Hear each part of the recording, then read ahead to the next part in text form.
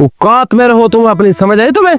मैं तुम्हें कुछ कहता नहीं तो इसका ये मतलब थोड़ी है कि तुम मुझ पे हाथ उठाओगे।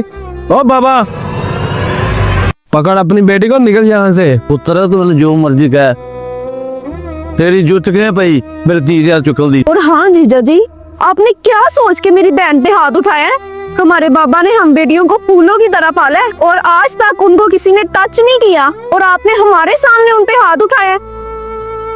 बाबा, हमें तो ऐसा लग रहा है हमने अपनी बहन का रिश्ता इनके साथ करके ना बहुत बड़ी गलती कर दी है। जीजा जी, हमने अपनी बहन का रिश्ता आपके साथ इसलिए किया था कि आप एक अच्छे इंसान हैं, पर अफसोस आप ये निकले।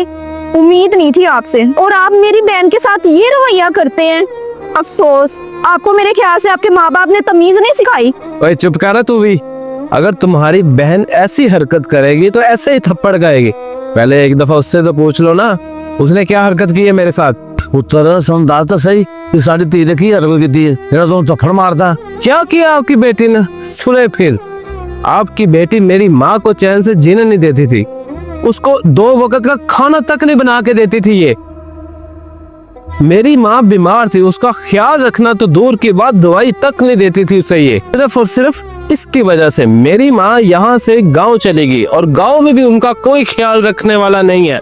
और मैं बेटा होके इसकी बातों में आके इधर रुका हूँ, और माँ वहाँ अकेली है। और आपकी बेटी पता क्या कहती थी? ये कहती थी ये तुम्हारी माँ है, इस्लाम में है ही नहीं कि बहू उसकी खिदमत करे या उसकी केयर करे।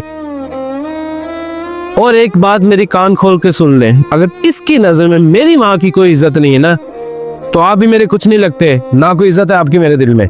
और भट्टी साहब, शादी से पहले आपने क्या कहा था? मेरी बच्ची की तरबियत बड़ी अच्छी है, ये घर को जोड़ के रखेगी।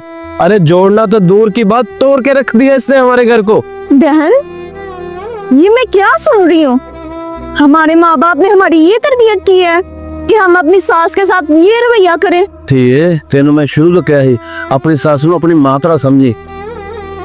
ये तो बड़ी ही गलत हरकत की है। आपकी इस हरकत की वजह से आज बाबा जी का सर जीजा जी के सामने झुक गया। आज पहली दफा तेनू मैं अपनी धी कहने शर्म आउंदी।